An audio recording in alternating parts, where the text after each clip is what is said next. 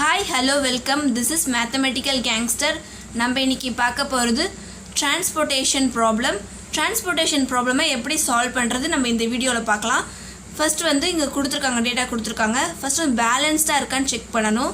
இங்க கொடுத்திருக்கிறது capacity requirement. அதோட டோட்டல் ஈக்குவலா இருந்துச்சுனா நம்ம பேலன்ஸ்ட்னு சொல்லலாம். இப்போ total capacity எவ்வளவுனா 17, total requirement 17. அப்ப hence it is a balanced transportation problem. அப்ப initial basic feasible solution கண்டுபிடிக்கணும். அதுக்கு நம்ம Vogel's approximation method யூஸ் பண்ணுவோம். ஓகேவா? Vogel's approximation methodக்கு நம்ம எக்ஸ்ட்ராவா row penalty, column penalty கண்டுபிடிக்கணும். row penaltyனா row wise பார்க்கணும், column penaltyக்கு column wise பார்க்கணும்.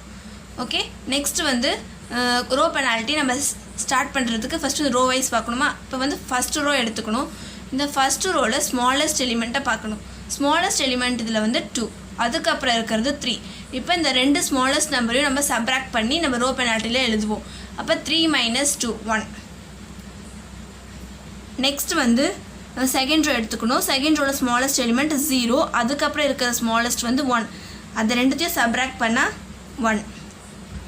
நெக்ஸ்ட் தேர்ட் ரோல smallest element 5, அதுக்கு அப்புறம் இருக்குது 8. அப்ப 8 - 5 3. இப்போ நெக்ஸ்ட் row penalty முடிச்சாச்சு. column penalty கண்டுபிடிக்கலாம்.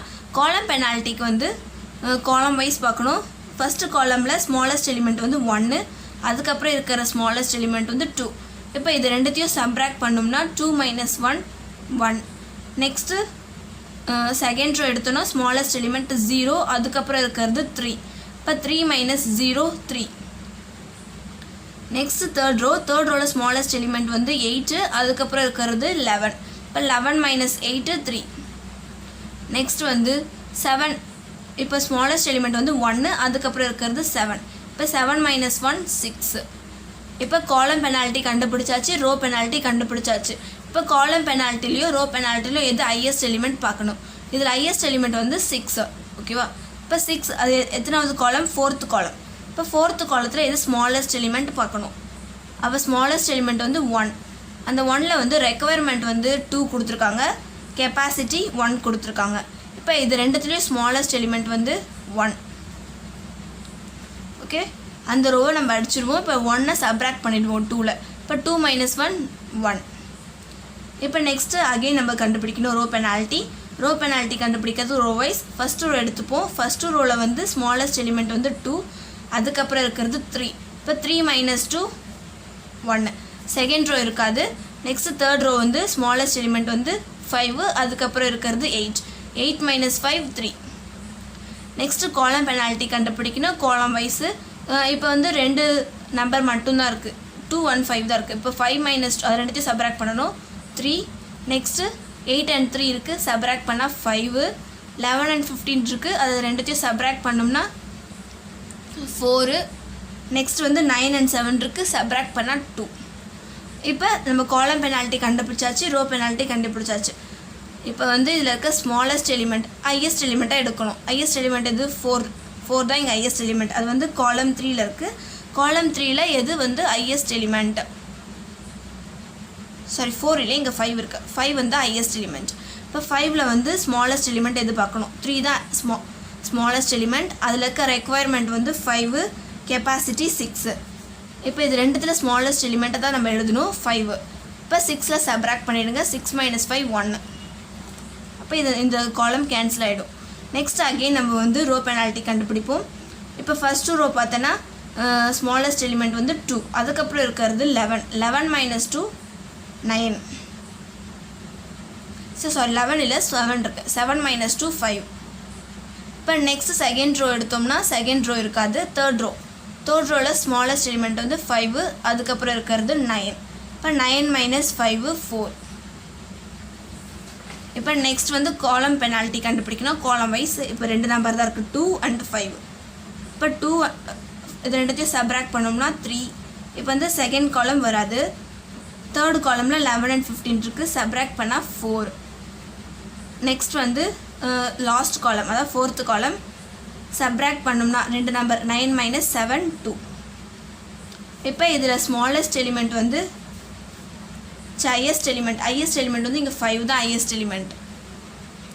இப்போ இதில் வந்து ஸ்மாலஸ்ட் தான் பார்க்கணும். இந்த ரோ எந்த ரோவில் வந்திருக்கு, ரோ 1ல் வந்திருக்கு. அதில் இருக்க ஸ்மாலஸ்ட் எலிமெண்ட் வந்து 2.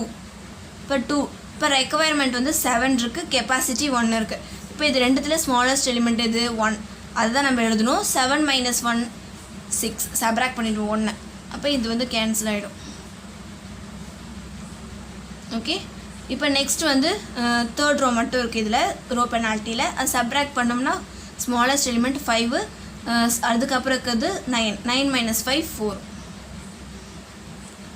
ஓகே, இப்போ இதில் வந்து ஸ்மாலஸ்ட் எலிமெண்ட் பார்க்கணும் தேர்ட் ரோவில். அப்படி பார்த்தோம்னா 5 தான் ஸ்மாலஸ்ட் எலிமெண்ட். அதில் இருக்கிற ரெக்குவயர்மெண்ட் 6, கெப்பாசிட்டி 10. இப்போ இது ரெண்டுத்தையுமே சப்ராக்ட் பண்ணணும். இப்போ ஸ்மாலஸ்ட் எலிமெண்ட் இது 6, அதுக்கப்புறம் இதை கேன்சல் பண்ணோன்னா 6 4 கிடச்சிரும். நெக்ஸ்ட் வந்து அதுக்கப்புறம் இருக்க ஸ்மாலஸ்ட் எலிமெண்ட் 9. இப்போ 9 எடுத்துப்போம். அதில் இருக்க ரெக்குவயர்மெண்ட் 1, கெப்பாசிட்டி 4. அப்போ ஸ்மாலஸ்ட் எலிமெண்ட்டை தான் நம்ம எழுதுவோம் 1. இதில் வந்து 1 சப்ராக்ட் பண்ணோன்னா 4 - 1 3 கிடச்சிரும். இப்போ நெக்ஸ்ட்டு ஒரே ஒரு நம்பர் தான் இருக்குது, அது 15. அந்த 15 வந்து 15க்கு ரெக்குவயர்மெண்ட் 3, கெப்பாசிட்டிக்கு 3. இப்போ ரெண்டுமே ஈக்குவலாக இருக்கனால அது டேலி ஆகிடுச்சு. ஓகே, அவ்வளோதான். ஓகல்ஸ் அப்ராக்சிமேஷன் மெத்தட் யூஸ் பண்ணி நம்ம இப்படி தான் கண்டுபிடிப்போம், ரோ பெனால்ட்டி காலம் பெனால்ட்டி யூஸ் பண்ணி. ஓகே, நெக்ஸ்ட் வந்து இனிஷியல் பேசிக் ஃபீஸபிள் சொல்யூஷனில் நம்ம எதை அலோகேட் பண்ணியிருக்குமோ அதை எழுதணும். ஓகேவா, அலோகேட்டடில் நான் பென்னில் எழுதுகிறேன், செல் வேல்யூ வந்து நான் பென்சில் எழுதுகிறேன். அப்போ 2 1, நெக்ஸ்ட் வந்து 3, அதோட செல் வேல்யூ 5, அதுக்கப்புறம் 1, அதோட செல் வேல்யூ 1, நெக்ஸ்ட்டு 5, அதோட செல் வேல்யூ 15, அதோட செல் வேல்யூ 3, 9, அதோட செல் வேல்யூ 1. ஓகே, இது வந்து இனிஷியல் பேசிக் ஃபீஸபிள் சொல்யூஷன். இது கரெக்டாக இருக்குது. நம்ம எப்படி செக் பண்ணலான்னா 1 + 5 என்னது 6. இப்போ 1, இப்போ இது மூணுத்தையும் ஆட் பண்ணால் நம்மளுக்கு 10. 1 + 6 7, இங்கே 5, இது 3. இப்போ 1 + 1 2. நம்மளுக்கு கொடுத்துருக்க ரெக்குவயர்மெண்ட்டும் கெப்பாசிட்டியும் கிடச்சிடும் பாருங்கள். இது வந்து கெப்பாசிட்டியில் கிடச்ச வேல்யூஸ், இது வந்து ரெக்குவயர்மெண்ட். ஓகே, இது எல்லாமே சேமாக இருக்குது. நம்ம வந்து இனிஷியல் பேசிக் ஃபீஸபிள் சொல்யூஷனாக கரெக்டாக இருக்குது. நெக்ஸ்ட் வந்து டோட்டல் டிரான்ஸ்போர்ட்டேஷன் காஸ்ட் கண்டுபிடிக்கணும்.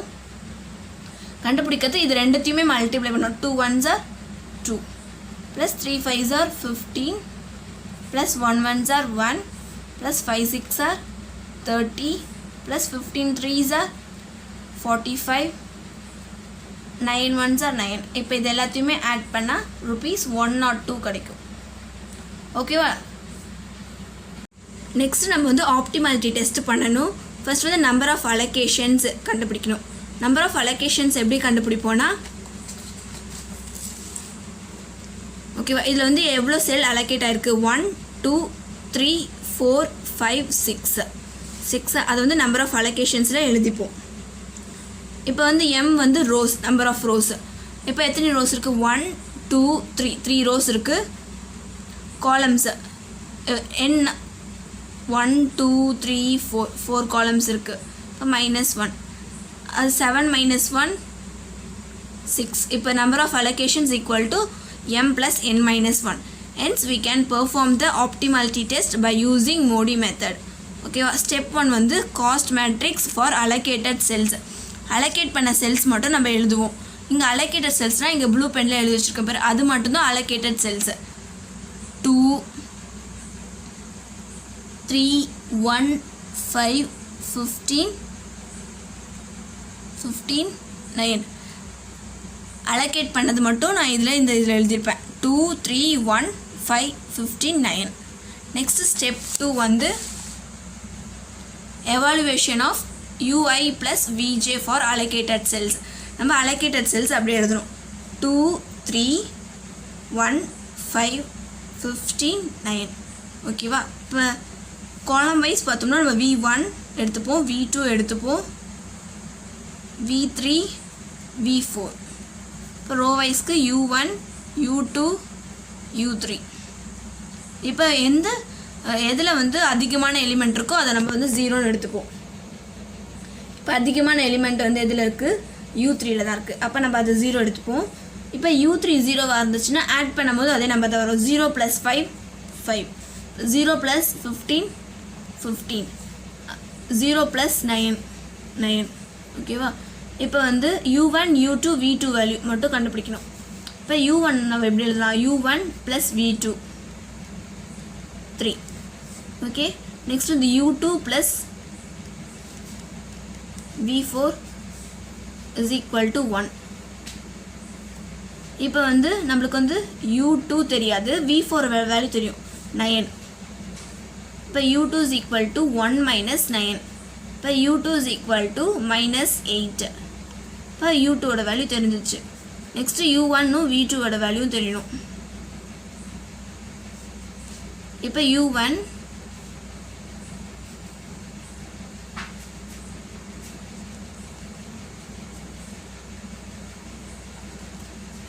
இப்போ வேறு விதமாக தான் பார்க்கணும். U1 + 2 வேல்யூவும் நம்மளுக்கு தெரியாது, அதனால் நம்ம வந்து U1 + V1 வச்சுப்போம். U1 + V1 = 2. அப்போ ஈஸியாக வேல்யூ கண்டுபிடிச்சதால U1 + V1ஓட வேல்யூ எழுதணும். V1 வந்து நம்மளுக்கு 5. இப்போ U1 = 2 - 5. இப்போ U1 = -3. இப்போ U1 கண்டுபிடிச்சிச்சு. நம்மளுக்கு இன்னும் V2 மட்டும் கண்டுபிடிக்கணும். இப்போ V2 நம்ம இதுலேருந்து கண்டுபிடிச்சிடலாம். அது எப்படி கண்டுபிடிப்போம்னா U1ஓட வேல்யூ வந்து -3. இப்போ V + V2 = 3 வந்துடுமா? இப்போ V2 = 3 + 3 = 6. V2ஓட வேல்யூ வந்து 6. ஓகே, ஸ்டெப் 3ல வந்து evaluation of UI + VJ for unallocated cells. இப்போ அன்அலோகேட்டட் செல்ஸ்க்கு நம்ம கண்டுபிடிக்கணும். இப்போ அதோட வேல்யூஸ் மட்டும் ஃபஸ்ட்டு எழுதுவோம். V1 = 5, V2 = 6, V3 = 15, V4 = 9. Next U1 values எழுதணும். U1 = -3, U2 = -8, U3 = 0. அன்அலோகேட்டட் மட்டும் எழுதுவோம். -3 + 15 அது வந்து 12. நெக்ஸ்ட் -8 + 5 அப்போனா -3. நெக்ஸ்ட் -8 + 6 -2, -8 + 15 பண்ணோம்னா 7. நெக்ஸ்ட் வந்து 0 + 6 இது மட்டும் அன்அலோகேட்டட் செல்ஸ். ஸ்டெப் 4 வந்து cell evaluation of UI and VJ for unallocated cells. Formula எழுதியிருக்கேன். ∆ij = Cij - UI + VJ. அப்போ ∆ijனா நம்ம வந்து அன்அலோகேட்டடில் எந்த எலிமெண்ட் எங்கே இருக்குதுன்னு நம்ம எழுதுறது. ஃபஸ்ட்டு ரோ, தேர்டு காலம் அந்த மாதிரி நான் எழுதியிருக்கேன். ∆13 ∆14லாம். நெக்ஸ்ட்டு செல் வேல்யூ அதாவது Cij வந்து எப்படி கண்டுபிடிக்கிறோன்னா நம்ம ஒரிஜினல் மேட்ரிக்ஸில் போய் பார்ப்போம்.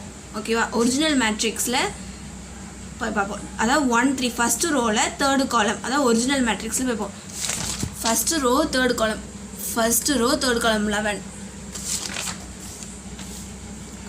அதாவது 11 - UI + VJ இது வந்து 12.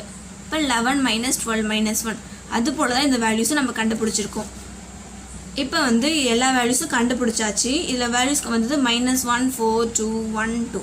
ஓகே, இதில் வந்து ஒரு வேல்யூ நெகட்டிவாக வந்திருக்கு. நம்மளுக்கு வந்து ஆப்டிமல்னால் ஒரு வேல்யூஸ் எல்லா வேல்யூஸுமே நம்மளுக்கு வந்து பாசிட்டிவாக இருக்கணும்.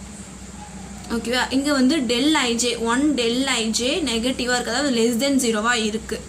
அப்போனா இது வந்து நாட் ஆப்டிமல்னு சொல்லுவோம். ஓகேவா? Not optimal. இப்போ வந்து எல்லா வேல்யூவுமே பாசிட்டிவாக இருந்து <0 இருந்துச்சுன்னா அது வந்து ஆப்டிமல். இங்கே வந்து ஒரு வேல்யூ வந்து நெகட்டிவாக இருக்குது, அது <0. அப்போ நாட் ஆப்டிமல். இது வந்து டிரான்ஸ்போர்ட்டேஷன் காஸ்ட் நம்ம ஃபைனலாக எழுத முடியாது. அதுக்கு நம்ம இன்னொரு ஸ்டெப்ஸ் போட்டாகணும். நெக்ஸ்ட் இனிஷியல் பேசிக் ஃபீஸபிள் சொல்யூஷன்லாம் திரும்பி நம்ம கண்டுபிடிக்கணும். இப்போ நாட் ஆப்டிமல்னால் எப்படி போடுறதுனா நம்ம வந்து செல் வேல்யூ மட்டும் எழுதணும். ஓகேவா? செல் வேல்யூனா நம்ம இங்கன்னா பென்சில் எழுதியிருக்கிறது தான் செல் வேல்யூ 1 5 1 6 3 1. அதாவது இனிஷியல் பேசிக்ஸ் feasible solution கண்டுபிடிச்சு வச்சிருப்போம். அதில் நான் என்ன பென்சில் வேல்யூ எடுத்திருக்கேனோ அதான் செல் வேல்யூ, அதை மட்டும்தான் நம்ம வந்து எழுதணும். அது மட்டும் எழுதணும்னா 1 5 1 6 3 1. இப்போ நம்மளுக்கு வந்து எங்கே நெகட்டிவ் வந்துச்சு, ஃபஸ்ட்டு ரோ தேர்ட் காலம், அதாவது ஃபஸ்ட்டு ரோவில் தேர்ட் காலம். அப்போ அது அந்த பிளேஸ் நீங்கள் டிக் பண்ணிக்கணும். ஓகே, டிக் பண்ணிவிட்டு நம்ம வந்து அதை யூஸ் பண்ணி நம்மளுக்கு வந்து ஒரு ஸ்கொயரோ இல்லைனா ரெக்டாங்கிளோ நம்ம ட்ரா பண்ணணும். இப்போ அதை யூஸ் பண்ணிங்கன்னா நம்மளுக்கு வந்து இங்கே ஒரு ஸ்கொயர் ஆரம்பிச்சிடும். எல்லா கார்னர்ஸுமே எல்லா கார்னர்ஸ்லேயும் எலிமெண்ட் இருக்கணும். ஓகேவா, இங்கே வந்து டிக் கொடுத்துருக்கு நம்ம வந்து ப்ளஸ் சிம்பிள் யூஸ் பண்ணணும், அதுக்கு இருக்கிற ஆப்போசிட்டில் ப்ளஸ் சிம்பிள் யூஸ் பண்ணணும். ஓகேவா, இப்போ மற்ற ஆப்போசிட்டில் நம்ம வந்து நெகட்டிவ் சைன் யூஸ் பண்ணணும். இப்போ வந்து எந்த இடத்துல நெகட்டிவ் சைன் இருக்குது, 1 and 3. அப்போ அதோட மினிமம் வேல்யூ கண்டுபிடிக்கணும், அது வந்து 1. ஓகேவா, இப்போ வந்து சப்ராக்ட் பண்ணணும் 1, அந்த கார்னர்ஸில் சப்ராக்ட் பண்ணணும். 1 - 1 0, இந்த 5 அப்படியே இருக்கும். இப்போ வந்து ஆட் பண்ணோம்னா 1 ஆட் பண்ணால் 1 வந்துடும். இப்போ 6 + 1 இந்த இடத்துல 7, 3 - 1 1. இப்போ இந்த 2 1 அப்படியே இருக்கும். ஓகேவா, இப்போ செகண்ட் ஐபிஎஃப்எஸ் கண்டுபிடிக்கணும். நம்ம கண்டுபிடிச்சதை நம்ம வந்து செல் வேல்யூவாக எழுதணும். இப்போ 5 1 1 1 1 7 இதெல்லாம் நம்ம செல் வேல்யூவாக எழுதணும். அப்போ நம்ம அலோகேட்டட் செல்ஸ் என்ன எழுதணும்னா நம்ம கண்டுபிடிச்சது தான். இனிஷியல் பேசிக் ஃபீஸபிள் சொல்யூஷனில் கண்டுபிடிச்ச அலோகேட்டட் செல்ஸ் தான் நம்ம எழுதணும். ஓகேவா, அலோகேட்டட் செல்ஸ்னால் நம்ம ப்ளூ பெனில் எழுதியிருக்க பேர் அது அலோகேட்டட் செல்ஸ். ஓகே, அதை மட்டும் எழுதணும் 3. அதுக்கப்புறம் இங்கே என்ன எலிமெண்ட் இருக்குன்னு நான் கொஷினில் பார்த்து சொல்கிறேன். 1 5 15 9. ஓகே, இந்த இடத்துல எலிமெண்ட் வந்து என்ன இருக்குது 11. அதை நம்ம எழுதிப்போம். டோட்டல் டிரான்ஸ்போர்ட்டேஷன் காஸ்ட் எப்படி கண்டுபிடிக்கணும்னா 3 × 5 11 × 1 5 × 7 15 × 1 1 × 1 9 × 1. இது எல்லாத்தையும் மல்டிப்ளை பண்ணி ஆட் பண்ணணும். அப்படி பண்ணோம்னா ₹101 எனக்கு ஆன்சர் கிடச்சிருக்கு. நெக்ஸ்ட் வந்து நம்பர் ஆஃப் அலோகேஷன்ஸ். இப்போ நம்பர் ஆஃப் அலோகேஷன்ஸ்னால் எத்தனை செல் அலோகேட் ஆகிருக்கு நம்ம கண்டுபிடிக்கணும். 1 2 3 4 5 6 6 அலோகேட் ஆகிருக்கு, அதை எழுதிக்கணும். நெக்ஸ்ட் வந்து m + n - 1. mன்றது நம்பர் ஆஃப் ரோஸ், nன்றது நம்பர் ஆஃப் காலம்ஸ் -1. இப்போ m வந்து எத்தனை ரோஸ் இருக்குது 3, காலம்ஸ் 4 இருக்குது, -1. இப்போ 7 - 1 6. இப்போ hence we can perform the optimality test by using Modi method. Modi method use பண்ணி நம்ம வந்து optimality test பண்ண போகிறோம். இப்போ வந்து ஸ்டெப் 1 என்ன பண்ணணும், cost matrix for allocated cells allocated பண்ண மட்டும் தான் எழுதணும். இப்போ 3 11 1 5 15 9 இதை மட்டும் தான் எழுதணும். 3 11 1 5 15 9 அலோகேட் பண்ணது மட்டும் எழுதியிருக்குமா. Next step 2 evaluation of ui + vj for allocated cells. நம்ம அலோகேட்டட் செல்ஸ்லாம் எழுதிப்போம்.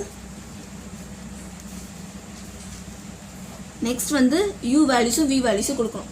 இப்போ வந்து v1 v2 v3 v4 u1 u2 u3. ஓகேவா, இது அதிகமான எலிமெண்ட் வந்து u3ல தான் இருக்குது, நம்ம அது 0 எடுத்துப்போம். இப்போ 0 + 5 v1ல எழுதுவோம். நெக்ஸ்ட் வந்து 0 + 15 அதை v3 எழுதுவோம் 15. நெக்ஸ்ட் 0 + 9 v4 எழுதுவோம் 9. இப்போ நெக்ஸ்ட் வந்து u1 u2 அப்புறம் v2 கண்டுபிடிக்கணும். ஓகேவா, இப்போ வந்து u1 + v2 3. நெக்ஸ்ட் வந்து u2 + v4 = 9. இப்போ u2 + v4 வேல்யூ என்னது 9 = 1. u2 = 1 - 9 அது வேல்யூ வந்து -8 u2 ஓட வேல்யூ. இப்போ நம்ம நெக்ஸ்ட் வந்து u1 கண்டுபிடிக்கணும். இப்போ u1 + v3 ஏன்னா v3 ஓட தெரியும் நம்மளுக்கு. இப்போ v3 = 11 u1 + 15 = 11. இப்போ u1 = 11 - 15. இப்போ u1 = -4. u1 கண்டுபிடிச்சாச்சு. நெக்ஸ்ட் வந்து v2 கண்டுபிடிக்கணும். இப்போ u1 வேல்யூ நம்மளுக்கு தெரியும், அது வந்து -4. Next plus v2 = 3. v2 = 3 minus 4 இந்த பக்கம் வந்துச்சுன்னா plus 4 3 is equal v2 is equal to 7 அவ்வளவுதான். Next one step 3 evaluation of ui bj for unallocated cells. Unallocated cell நம்ம கண்டுபிடிப்போம் -4 plus 5 1. next வந்து -4 plus 9 5.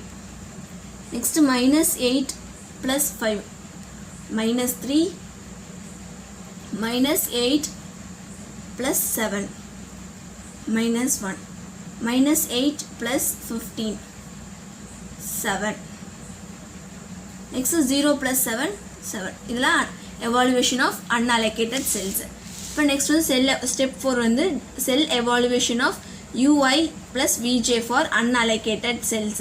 அதோட formula del ij is equal to cij minus ui plus vj. ஓகேவா? இப்போ del இது வேல்யூஸ்லாம் இங்கே எழுதணும். இப்போ வந்து del 1 3 இது first row first column. Okay, அதே போல் இது வந்து first row fourth column. Next இந்த எலிமெண்ட் வந்து செகண்ட் ரோ ஃபர்ஸ்ட் காலம், இந்த element second row second column, இது வந்து second row third column, last வந்து third row second column. Okay, இப்போ இதோட ஒரிஜினல் வேல்யூஸ்லாம் எழுதணும். ஒரிஜினல் வேல்யூஸ் ஃபர்ஸ்ட் வந்து 2, ஒரிஜினல் வேல்யூஸ் வந்து 2. ஓகேவா? அந்த மேட்ரிக்ஸில் பார்க்கணும், அதாவது இதில் பார்க்கணும் ஒரிஜினல் வேல்யூ 2 2 minus 1 1. நெக்ஸ்ட் வந்து del 1 4 அதோட original value first row fourth column 7 7 minus 5. நெக்ஸ்ட் வந்து del 2 1 second row first column 1. இங்கே வந்து -3க்கு minus of -3 is equal to 1 plus 3 is equal to 4. del 2 2 del 2 2 எடுக்கிறப்போ செகண்ட் ரோ செகண்ட் காலம். இப்போ 0 minus of -1. இப்போ வந்து 0 plus 1 is equal to 1. del 2 3 second row third column 8 8 minus 7 is equal to 1. Third row second column அது வந்து 8.